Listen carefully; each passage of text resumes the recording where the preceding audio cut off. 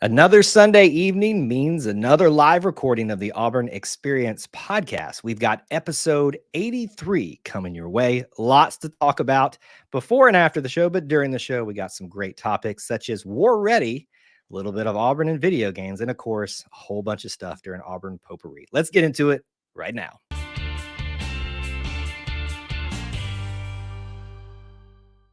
War Eagle Auburn. Oh, you're muted.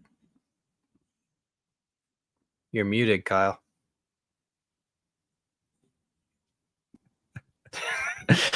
War Eagle, everybody. I don't know if you can hear me now. Everybody good? Can you hear me, Austin? I can hear you. Can you hear me? Oh my goodness. What a start to the show tonight. Hold on one second. I have no clue what is going on my end. Wouldn't you know it? Let's see here. Can you hear me? My goodness. Stand by. There we go. All right. I think we're back. Can you hear me? Is that back now? I can hear you. Can you hear me? Yes. All right. We're good. Take it from the top. Here we go, folks. If it wouldn't be an Auburn Experience show without a little bit of kerfuffle right before it. Welcome, everybody, to the Auburn Experience. Whether you are watching live or on the replay, we appreciate you being here. My name is Kyle. That is Austin. And somehow, some way, we are together, even through a little bit of snafus at the very beginning. It's Austin. Welcome back. We're here. People are just joining. They have no idea. Nothing ever happened. So we're great. We're doing okay. Those people watching the replay are like, oh my gosh, that was the most embarrassing 30 seconds of the main host losing his audio and everything else at the very beginning. You know what they say? It's only awkward if you make it awkward. I have a tendency to make it awkward. Right. So it is what it is here. That's just my job. That's how it is. We have a lot to talk about this evening, folks. We're going to be getting into the main show here in just a few minutes. So sit back and relax. If you've got some early comments, questions, topics that you'd like for us to address in short form at the top, let us know that. Obviously, let us know you're here. Smash that like button. Some of y'all had a much easier time getting here than I did, clearly, but we got a good crowd already assembling tonight. Lots of people dropping the War Eagles. I think we are finally starting to get some people energized, ready to start focusing on Auburn football. Yeah, they know it's the middle of the summer, but it's just around the corner, Austin. It ain't that far away. 8 Saturdays. Well, 8 Saturdays away. So, but for it's like 10 Saturdays for us, but 8 Saturdays for the college football season to start. Because they do that weird. Whoever in the world play. But look, I'll be watching. I mean, I'll be watching. But it's coming. It won't be long. It'll be SEC Media Days, and then it'll be bang, bang, bang. Here we go. SEC Media Days out in Houston, or not Houston. I'm sorry, Dallas this year. You cool with us giving Texas and Oklahoma throwing them a bone this year, going out their way? No, but I mean, look, we've discussed on here before that the Benjamins drive a lot of decisions, and I think that's going to help. I hate that it's going to. I'm a Birmingham kid, so I hate that it's gone from Hoover, but I think it'll be back, and it's good. We'll allow the Longhorns and the Sooners to feel like they belong for just a little while before it really gets going. Hey, that's tomorrow, by the way, midnight tonight. They're officially in the league. Yeah, I saw that this week. Like, what made the July 1st the date? Was there something I missed? A memo? I saw that promotion. It might be a fiscal year thing. I don't know. I remember that being the day for A&M in Missouri way back when too. I remember it being a weird thing. So maybe check in SEC Network tonight. I'm sure they'll have something going on if you can stay up that late. Man, if I can stay up as late as you want me to. Usually for Auburn, I can't.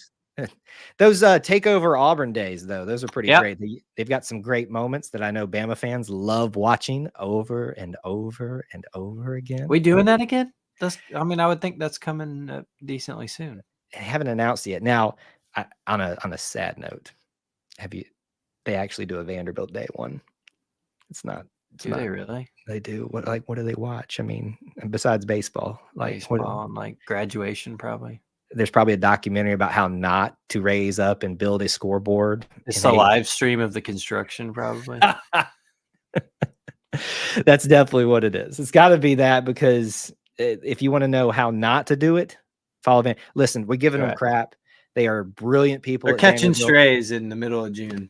They're catching strays when we're bored. We got nothing else to talk about. We're just focused on it. Interesting note here from Thomas. Just found out a while back that my dad was a student of David Housel when he was a professor.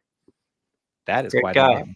Great guy. My dad was in not a student, but he was Housel was their like fraternity sponsor, faculty sponsor when they had those back then. I bet he could tell stories good back then, just like he can now. Well, he sure can. He's the man.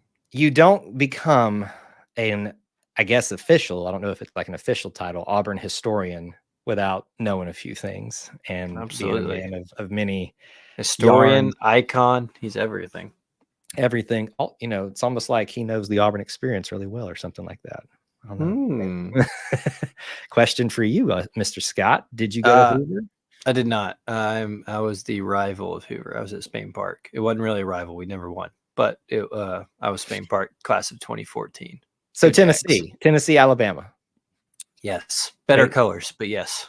Better colors, but same concept. They act like it's a rivalry. It's really not. Every time I see an Alabama fan say that that's a rivalry, I'm like, one win for Tennessee every 2 decades doesn't count. There's a lot of history. I get that, but I never considered Hoover a rival, though. It was just like because we're in the same school district. There was a closer school that I had a lot more friends at that we were considered more of rivals. Right. But regardless, no, I did not go to Hoover. Georgia Tech, Georgia also comes to mind of rivalries. That one's worse than Alabama, Tennessee, I think. Yeah, it's really weird. All right.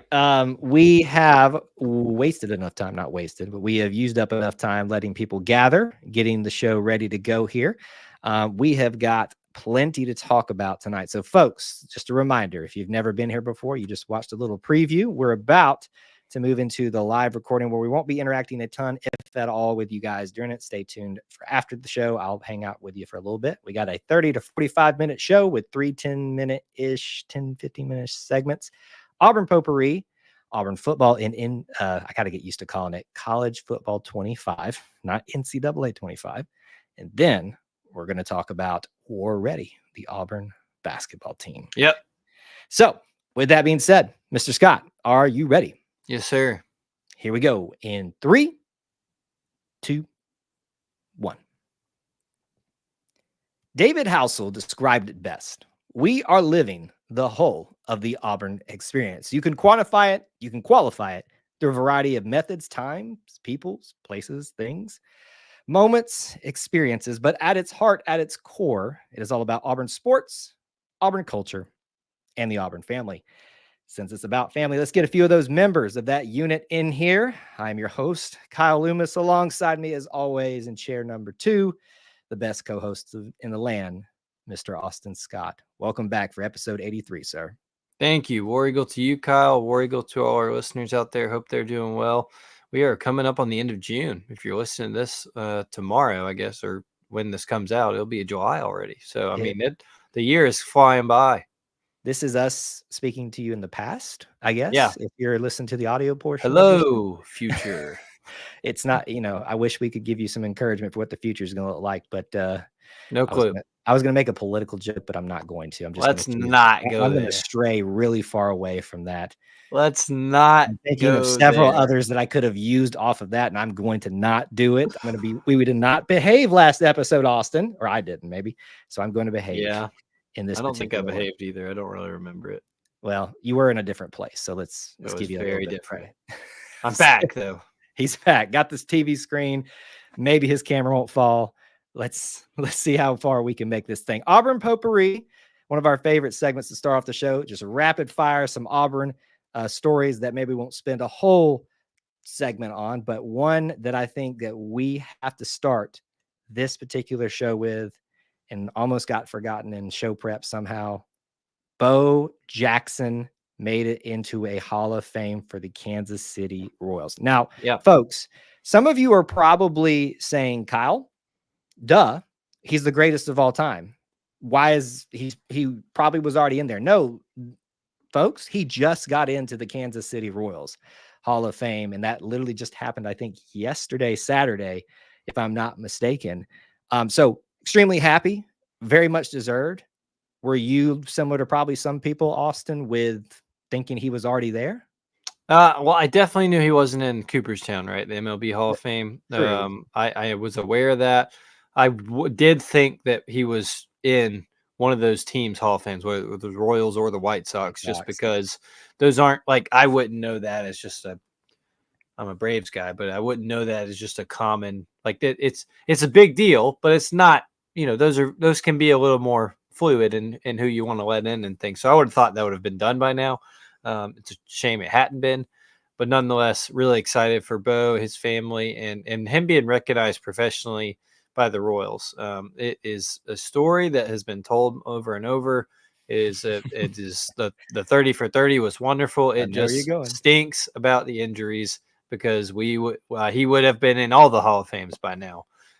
It's unfortunate, but he is the greatest, and he is definitely past due to be in that Hall of Fame circle. So happy for him and happy for the Royals. Really cool to see Auburn. I think they had a billboard up there that they have a congratulations to him in Kansas City. So pretty cool. Always fun seeing that Auburn experience in other places we're not used to.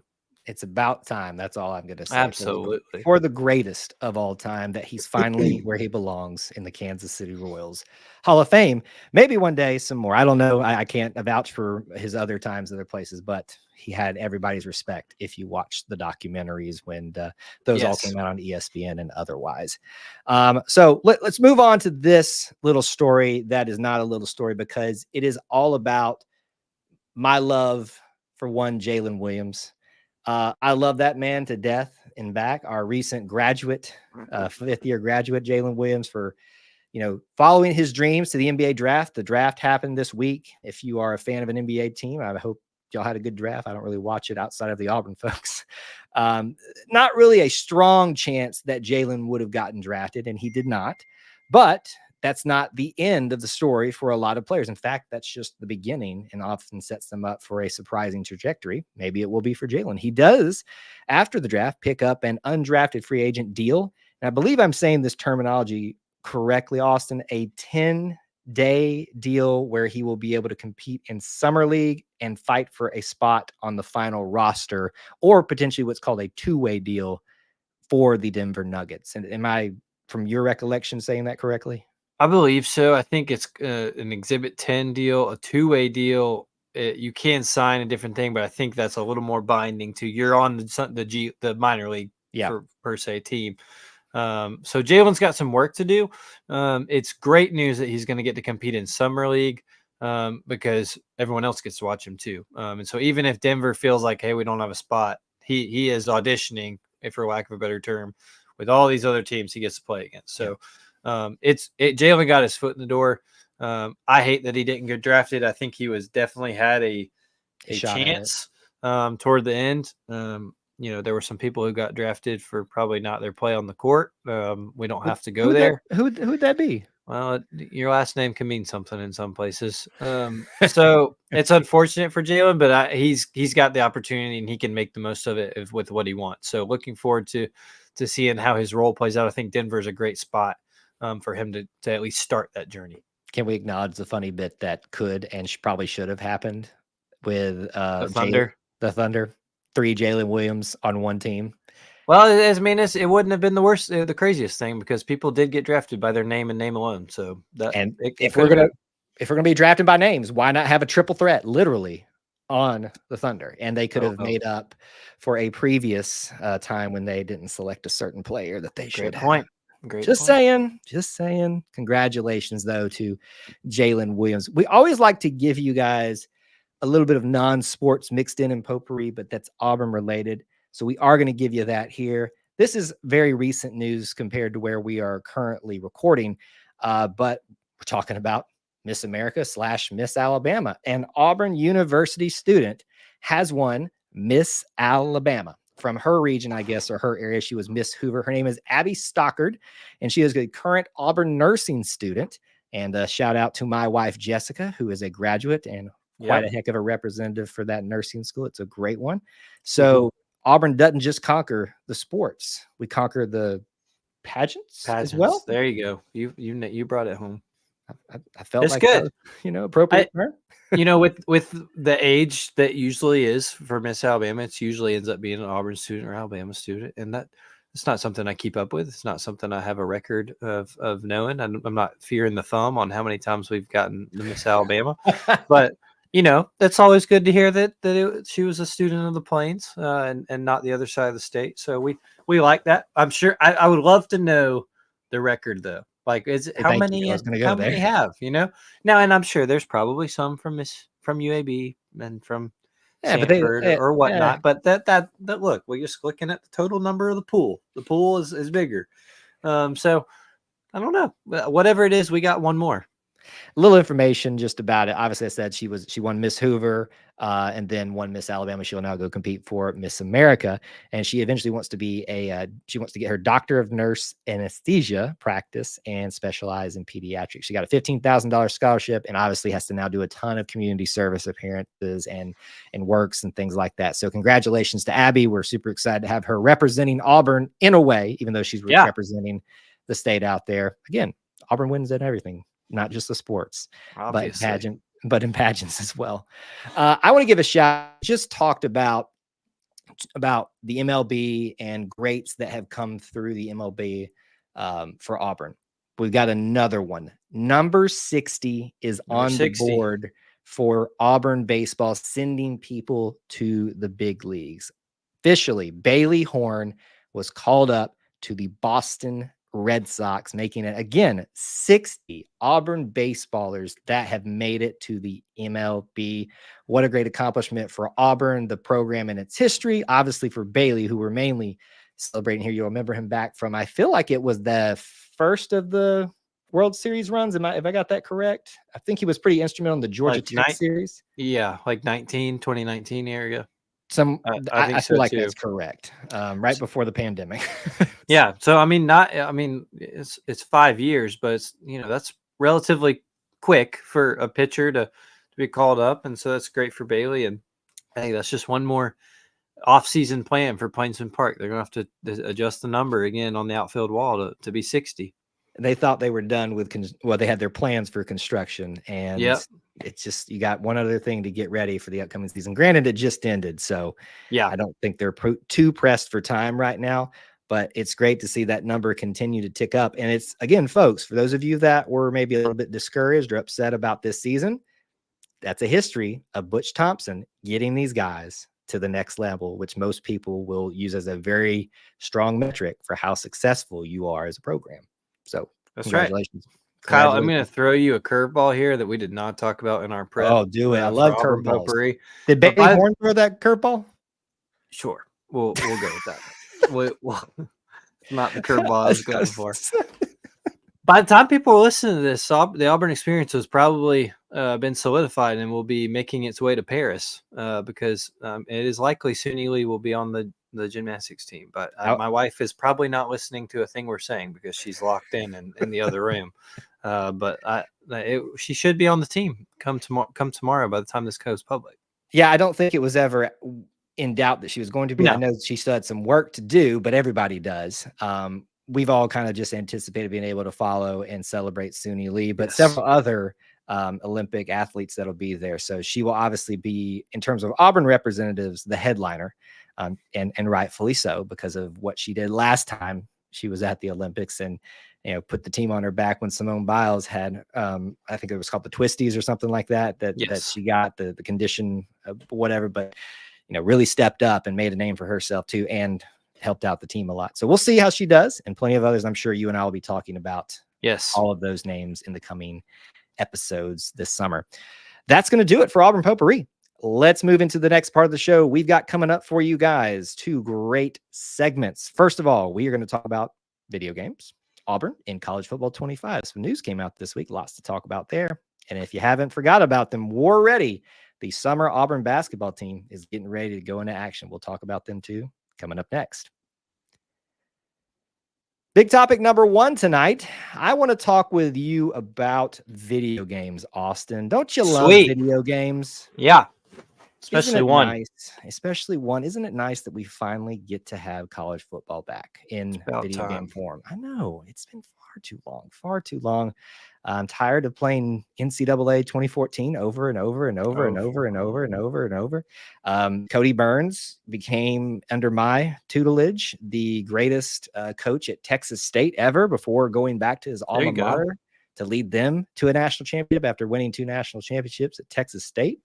Anyway, we're not here to talk about Kyle's ventures in NCAA 14. We are talking about college football, EA Sports College Football 25, which is not here yet, but soon. We had a ton of information this week come out about the game in general, but Auburn related stuff too. So I think this would almost serve as a mini preview to it, but let's talk about some of those things that come out today. I think some good discussion points. We got our first footage from this game of Auburn stuff, not just Auburn stuff, but Auburn in the game, Jordan-Hare Stadium in the game. And look, Austin's ready. If you are watching the video portion of this, the TV has become useful. He found a way to utilize it. You can see a clip from that particular. Is that my image? No, this is ours. Yeah, this is our your doctored up images. Well, it looks. I hope it looks good. But anyway, it looks great. I don't know if people can read or see it, but it looks. You great. Probably can't read it, but you can see I'm showing off a few things in there when we posted that this week. And if you want to see all the images that we took from the trailer, you can go see that in a post this week. But what this is showing is not only the end zone, 2 players for Auburn, current players that show up in this particular trailer. Other sequences will show the sideline, things like that. Austin, your first reactions to what you saw in this particular, what was it, like 7-second snippet of Auburn in the game? Well, first off, more than anything, I think people need to know the clip is Auburn winning on a 2-point conversion run back, which is so Auburn, and against A&M of all people. Like if they hadn't done their research, then if you weren't sure, that this confirms it. I love the detail. I think you can see a lot. I love how you broke it down on our social media pages. We've even got the student section dividing fence. I appreciated that. Everybody knows where that is. Everybody's been there. I love that we have the media viewing area where it always end up crowded toward the end of the game, and then also those premium seats in the back. Yep. That are new and have been updated over the last couple of years and coming into this year. So everything is no stone has been left unturned. And I think that I don't mean this in a bad way. From a visual standpoint of seeing the game, it doesn't look that different to me, right? Like I know this better quality, the players look more realistic, but right. I mean, that's what we expect to see from college football 25, like especially that first picture with like the players, like you're running the ball back. That everybody kind of stops once he hits the end zone, and that's how it is. But I think it just proves that Auburn's going to look good in it.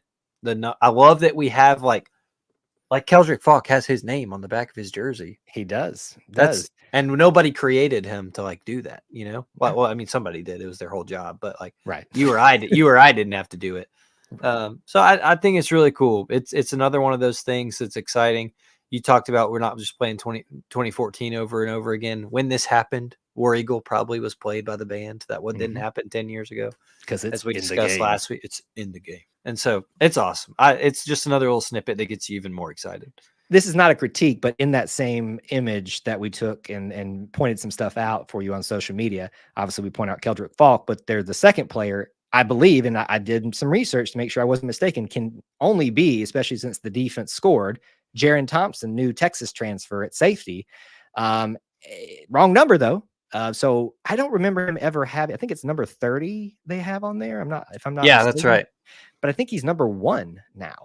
Defense. It makes me wonder kind of when they updated, like when did they have a certain deadline for rosters, right? Before they made this clip, and was he in here yet? With numbers updated yet? All those things. I think that's something that's going to be a pain about this is someone's going to be updating rosters like nonstop. And I think they're going to have to give it some at a certain point where they're like, look, we can only do so much.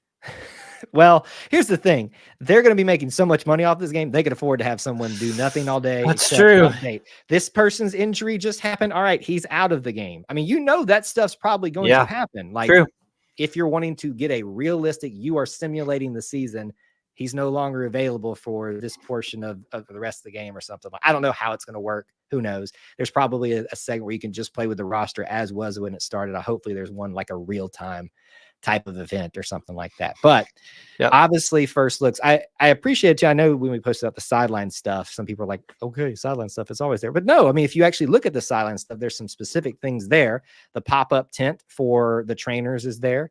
I think it's like the speakers or some power box that they have over there. These are not just generic things that they threw out there. These are specific, minute details. The fence thing won me over. In the student section, dividing the general population from the students. I was like, wow, well done. Yeah, no, I agree. I mean, those small details, and just like, I love that there's Auburn logos all over the place. And no matter what, with anybody, like it's on, you can see it on fan t-shirts. It used to just be everybody's in orange or blue, right? And so it's small details that they've done to make this a little bit better and different. And that's all we ask for. I think that's all anybody who loves this game wants is to see that they put forth a ton of effort into making sure it's still just the greatest game there is. You know, they know what we all want though. And that's the War Eagle flight, which they have. Oh, they're not going to show us that until like, it's going to be like the midnight trailer or something. It has to be the final trailer. And if it's not in there, I'm just EA Sports, you have failed as a marketing team. Like, that's all you need. Just show the War Eagle flight, and Auburn fans will outsell anybody else in terms of a demographic. Yeah. If they're smart, that final trailer will just be like traditions. All the ones that everybody, all the animals, all the, I think they already showed the Iowa wave. But like, if they're smart, they don't even put any gameplay in it at the end. They just do all the pageantry and all the tradition. I don't know. We'll see. All right. We spent all our time gushing about this, but that's the most Auburn related thing that's like concrete that we wanted to digest a little bit on the show this week. But let's talk about some other elements too that came out this week in relation to the game. I know you're going to have to kind of keep it succinct here too, because we could go on and on about this. On and on. Yep. They released this week for the game their opinion of what the toughest stadiums to play in will be. I'm going to read you the list as quickly as I can. In fact, I won't even give you the names of the stadium. I'll just give you the teams. Here we go. This is going from toughest. You going top 25? I got the 15. We're going to go to 15. 15. Got it. Oh, because that's an important number. You're right. Where Auburn is at. Texas, this is not 1 to 15. Texas A&M, Alabama, LSU, Ohio State, Georgia, Penn State, Wisconsin, Oklahoma, Florida State, Florida, Oregon, Clemson, Tennessee, Auburn, South Carolina. That is 1 through 15. I have thoughts, but I think you are prepared for some, Austin, so I'll let you go. Well, I there was tons of controversy, and look, to their credit, there was going to be controversy regardless of what they put out. Like, of course, I mean, everybody's got their own opinion about something. Everybody's got their own team. I don't understand a lot of this list. I'm putting you on the spot. You don't have it right in front of you of what they said they were taking into account, do you? I don't have it in front of me. It was something like home loss record over a certain number of years, like prestige, seating capacity, that kind of thing. Right. I'm sorry. Texas A&M is nowhere close to the number one toughest stadium environment. I'm not putting them in one. I'm not putting them in the top 5. If it were me, and this is not what the segment is, I would have had LSU and Georgia and Florida all in the top 3, 4. Like, I don't see A&M in there. If we're going home loss record, I saw they are 24-20 since they got in the SEC at home against SEC opponents. No, that does not get you the number 1 spot. Regardless, Auburn at 14, I think, is a joke. I'm biased. I recognize that completely. You can't tell me. Yes, they lost to New Mexico State at home. I know. But you can't tell me Auburn at night. One more time for the Alabama fans, because they will not be satisfied. I know. But I do think I hope that maybe this isn't a future thing. I think it'd be cool if you see like the differences in times of game versus how their stadium ends up being. Because look, I'll just be honest. Auburn at 11 a.m. in Jordan-Hare is not the same as Auburn at 6 o'clock at night.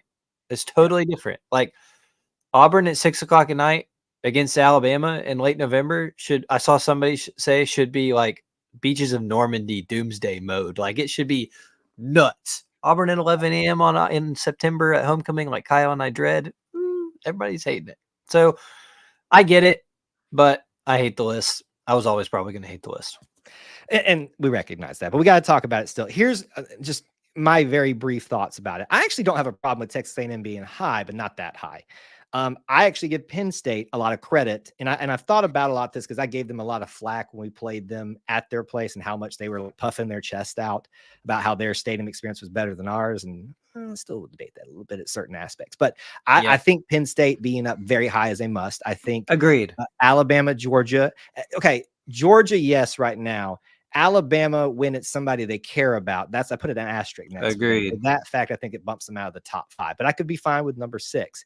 Ones that I think there is the best case that Auburn should be ahead of: Oregon, Oklahoma, and Wisconsin.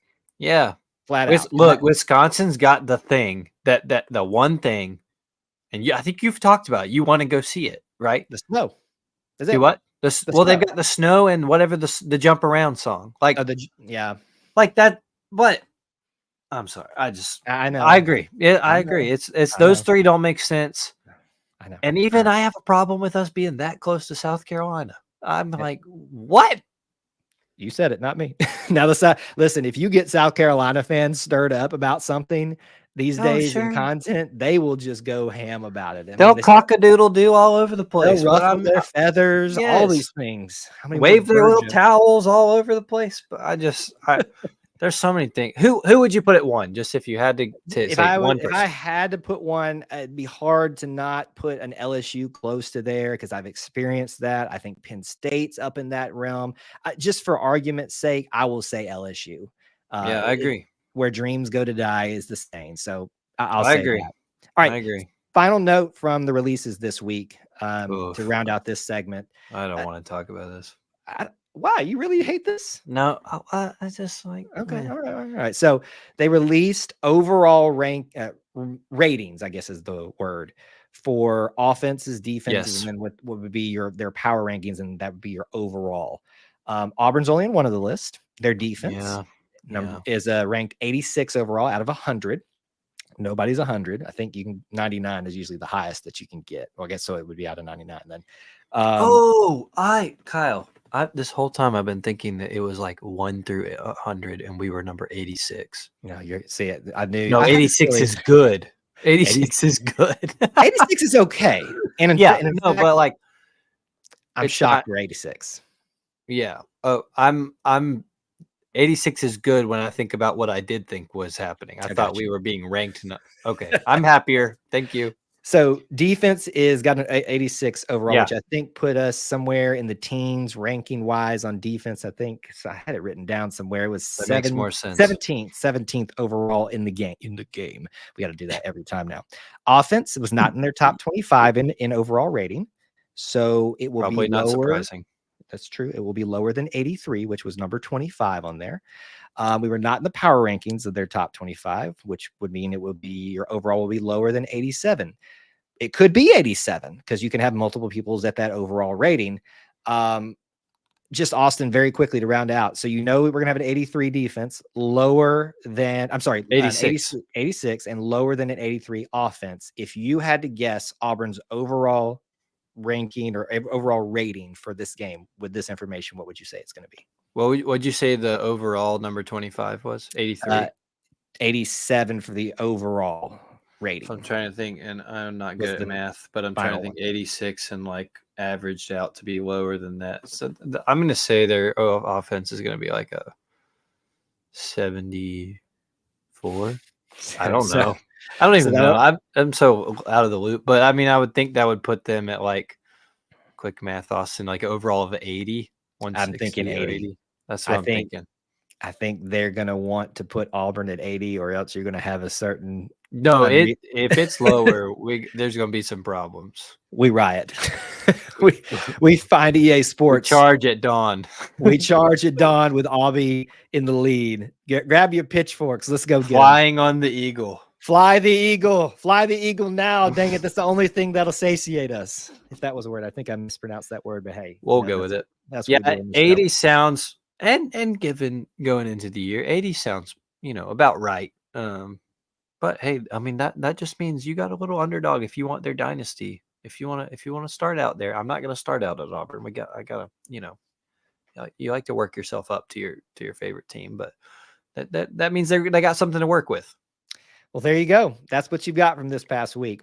Game footage, ratings, and certain opinions about how stadium experiences should be ranked, whether they're right or wrong.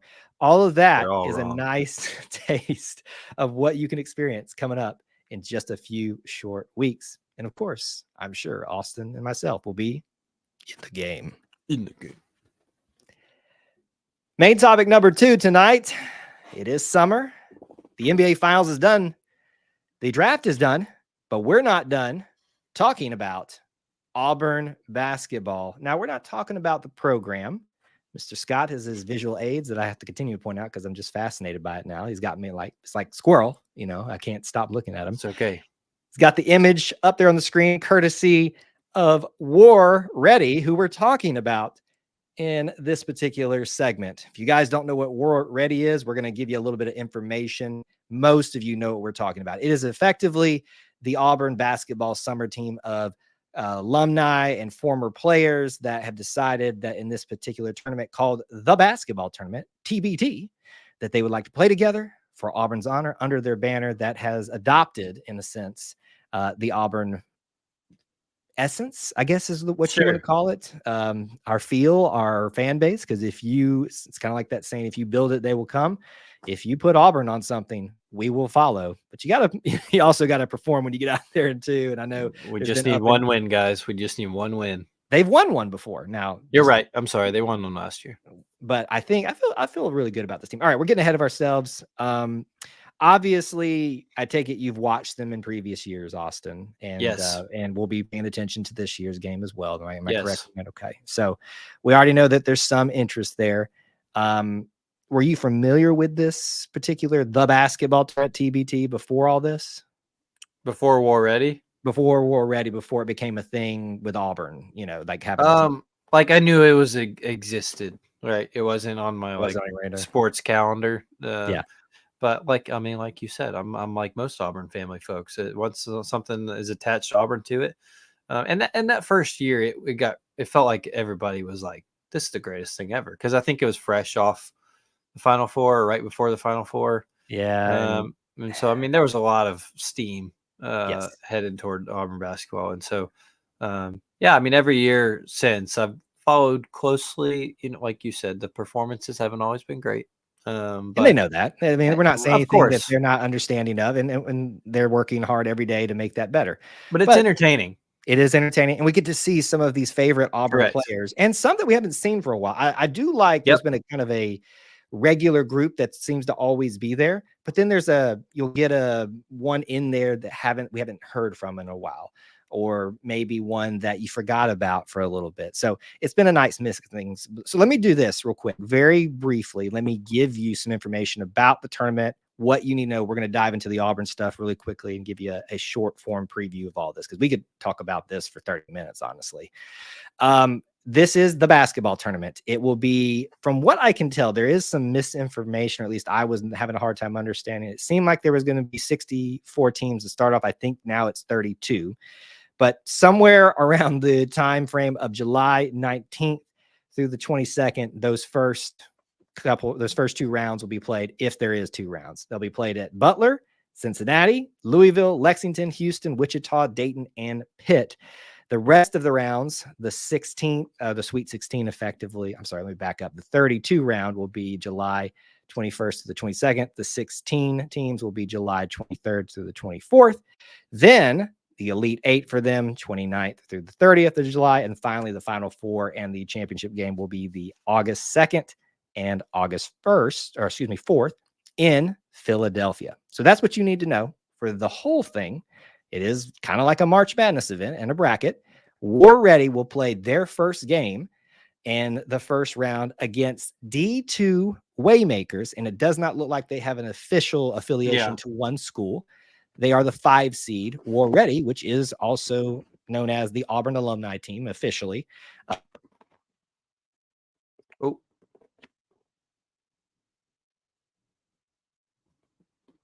don't know how to tell him. I don't know how to tell Kyle. He's not listening to me, folks.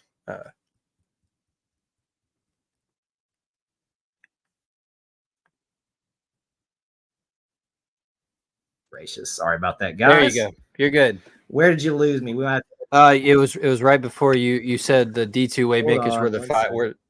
You still can't hear me. What is going on tonight?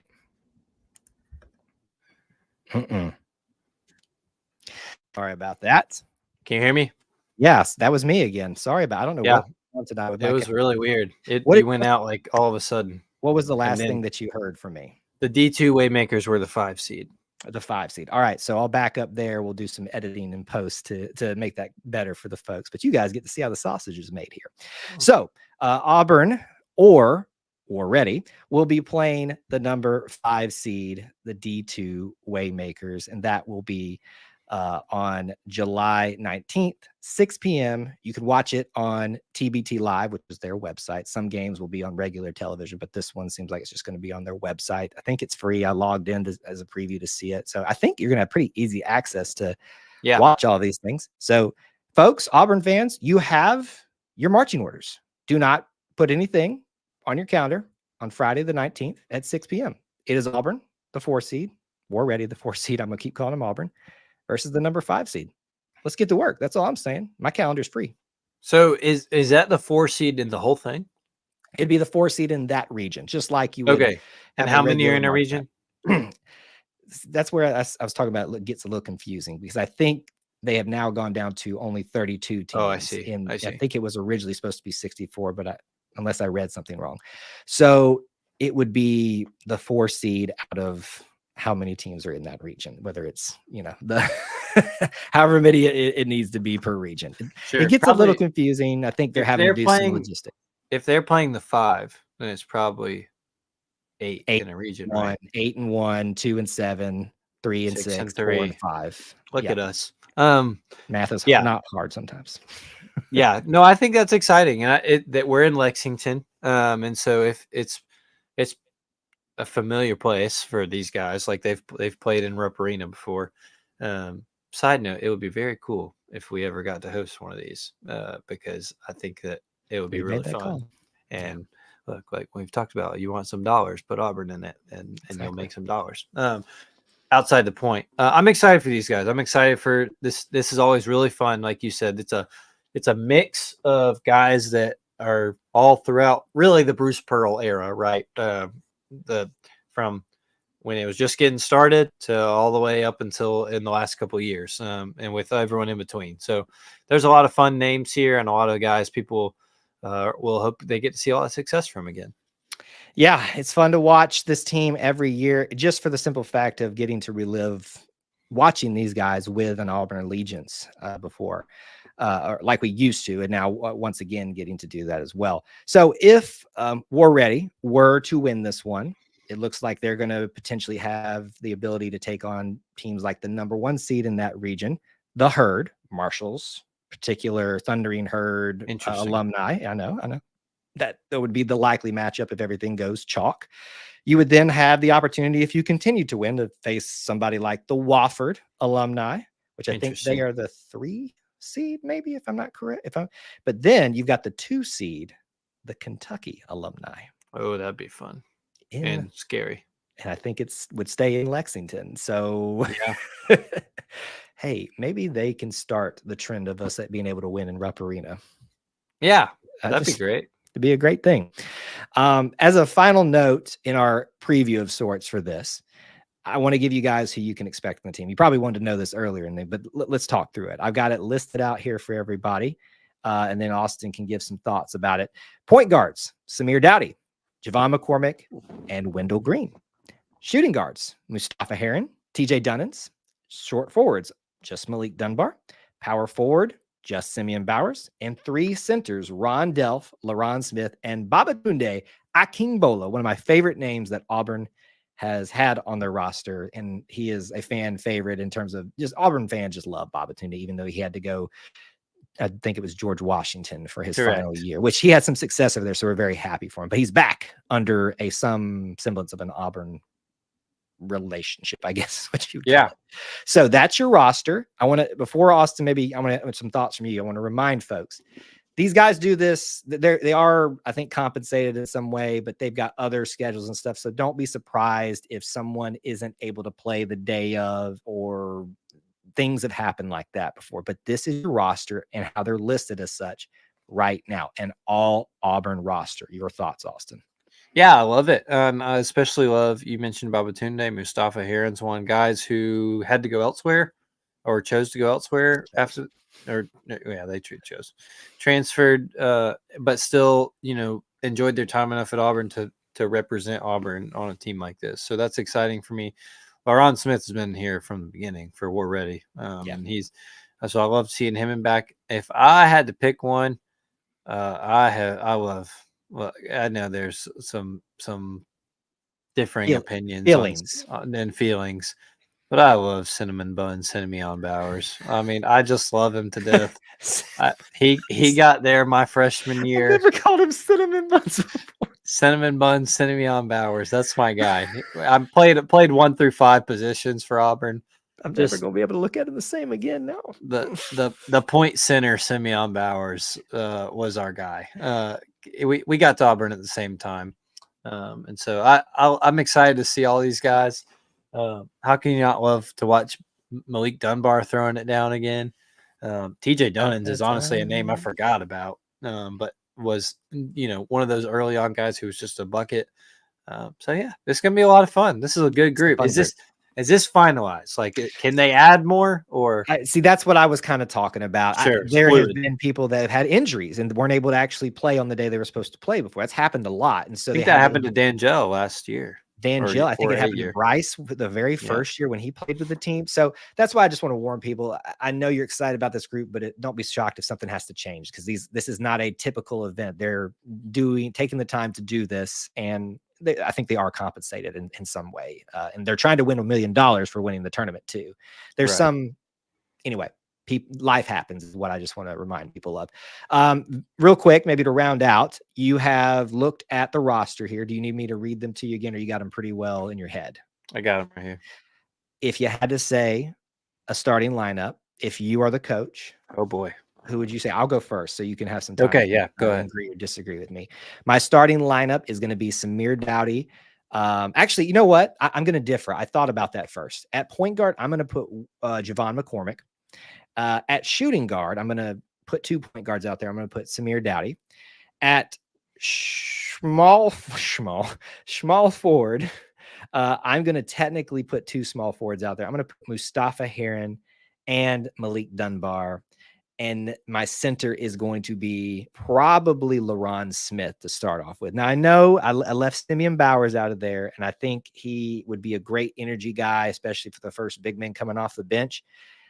I like having Javon McCormick and Samir Dowdy out there together, because I think, as we talked about in our Mount Rushmore segment for last week, where we talked about the best Auburn guards, giving them a shout out together, we never got to see them in that tournament and see what they could have done. So differing thoughts to round out the show? You had Javon, Samir, Malik, and Mustafa and LaRon as our starting lineup.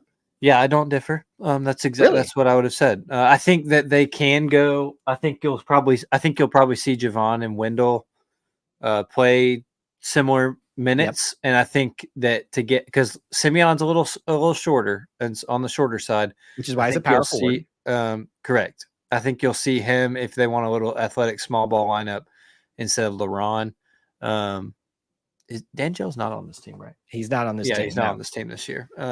So, but no, I that's who my starting 5 would be. I agree with you completely.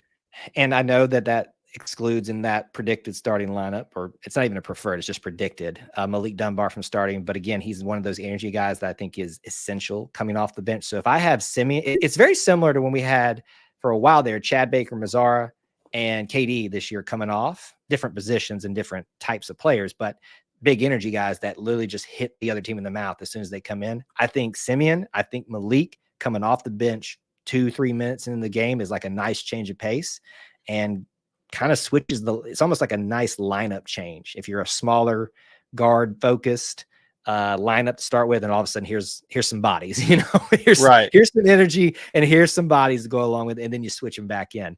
Kyle, I'll ask you one thing. Can you tell me one thing you know about Ron Delph? That is a great question. And why would you put me on the spot? I remember Ron Delph, actually. I just don't remember a ton about him. This is one of those guys that's nice to see again, to familiarize yourself. I think he was there for like 1 season. That's correct. He redshirted and then transferred to FAU for 4 years. But he obviously loves Auburn enough to be associated with us still. Obviously so.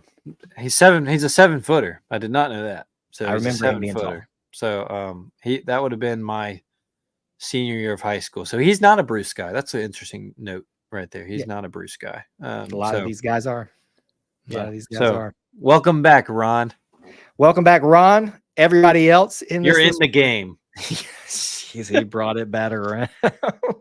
Well, you're not in the game yet. Hopefully you get in the game, but hopefully we'll see you in the game. We're ready.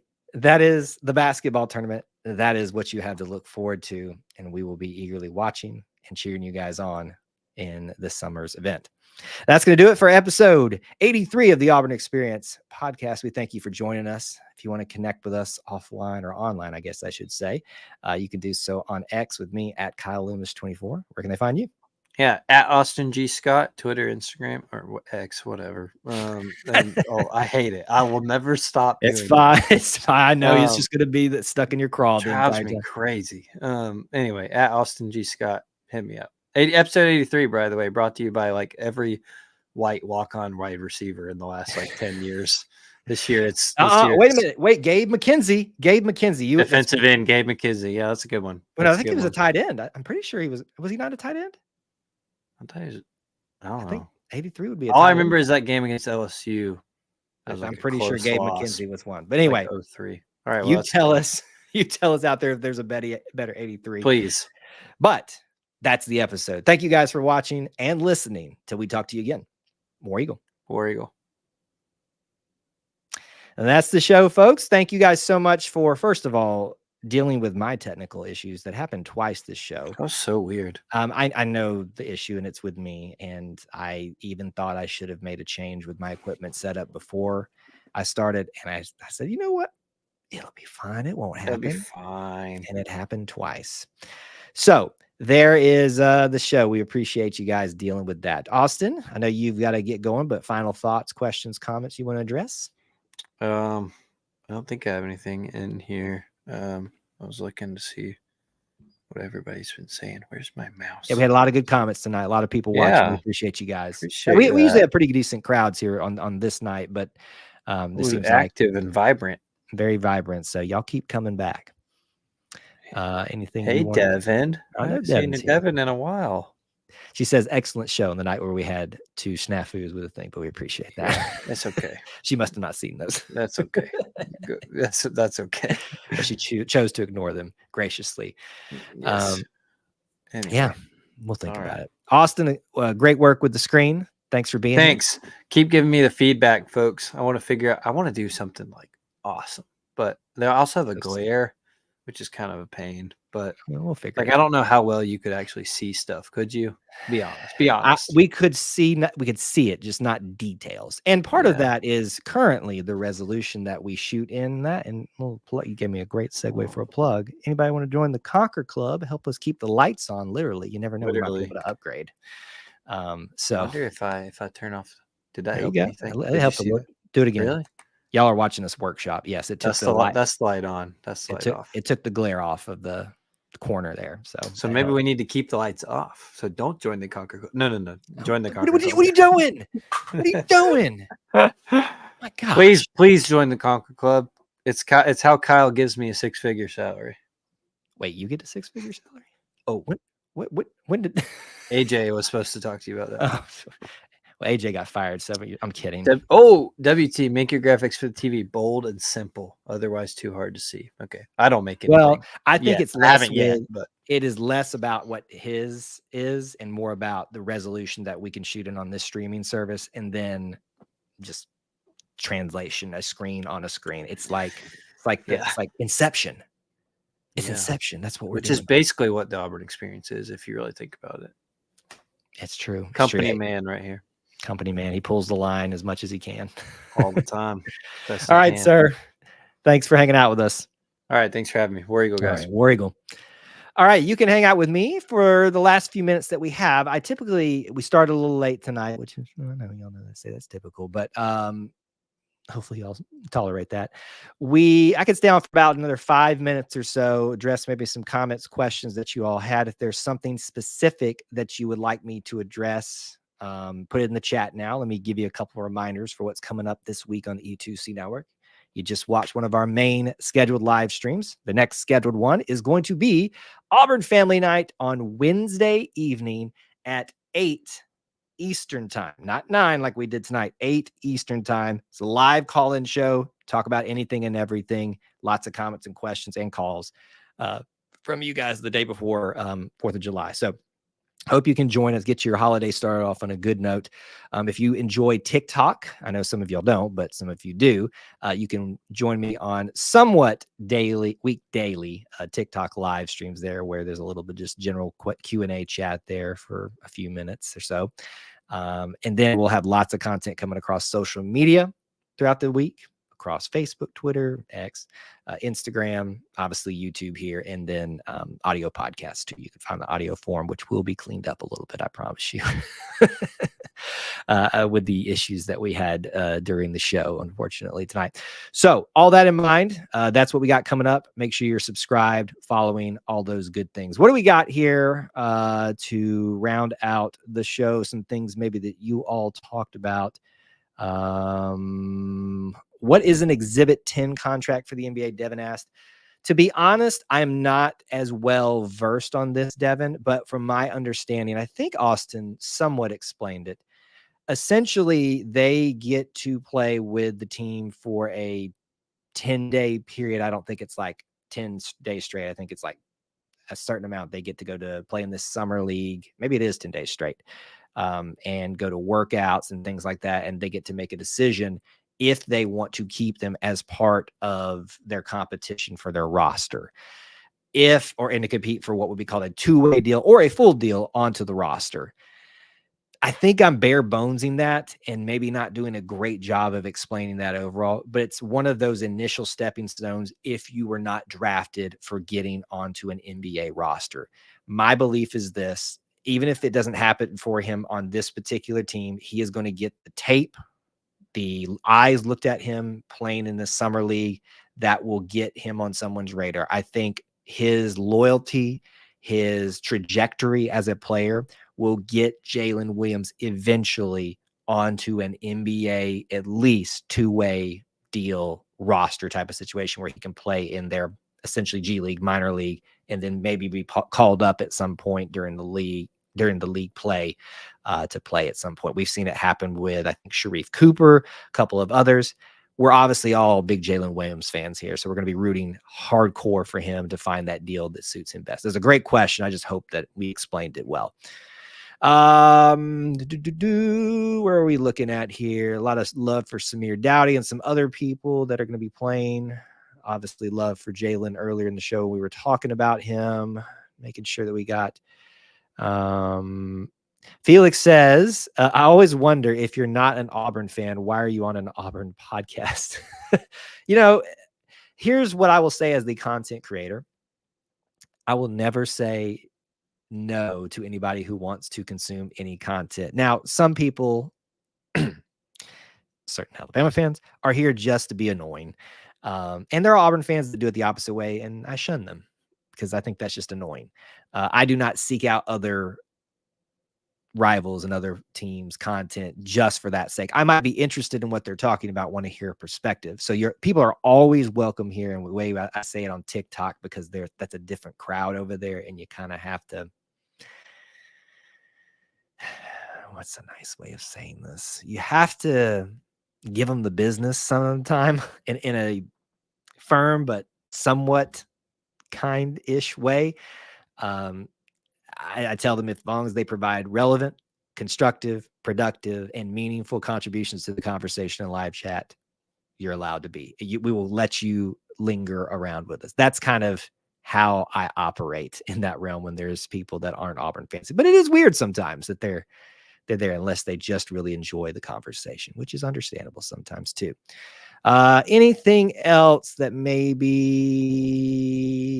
we need to talk about? I think we got most of it in here. Somebody asked earlier, Auburn football, Kyle and Austin, how do you think Oklahoma and Texas can handle going to the SEC? I think they'll both will do just fine. Texas more than Oklahoma this season, but it's more than just SEC football conversation for me. They are primed and have historically been primed to contribute very well to this conference across all sports. The stat I have given for a long time now, when this announcement was originally made several years ago that they were coming to the SEC, that athletic calendar year, they together nearly by themselves, I'm sorry, let me back that statement up. Together, they nearly equaled the amount of championships that the SEC won that year across 14 teams. Think about that. Just 2 teams. Now, Texas did a lot of that. Texas nearly did it by themselves, but Oklahoma and Texas together nearly equaled the SEC's championships across all sports that year, and probably relatively similar the rest of the seasons. Oklahoma's won 3, 4 SEC. It's about to be SEC softball championships in a row now. In football, they're going to be fine. In most things, they're going to be fine. I'm looking forward to it, and it's going to be a lot of fun, I think. Let's see. Final things here. Got a couple more questions in here. What is this one? I don't know what that one's about, so I don't know if I can address that one. 313 says, I know you have covered it already, but what's your opinion on the college football 25 rankings? If you're talking about the ratings for which the team will be rated, we don't know what Auburn will be rated yet overall, but it's going to be pretty low. I have no qualms with that because we don't know what this team is going to be like. You'll have to go back and watch the segment of us talking about the stadium rankings. We have a few disagreements with them on that particular one. WT, don't you think the semi-pro Auburn basketball team made a mistake by not using the name War Regal?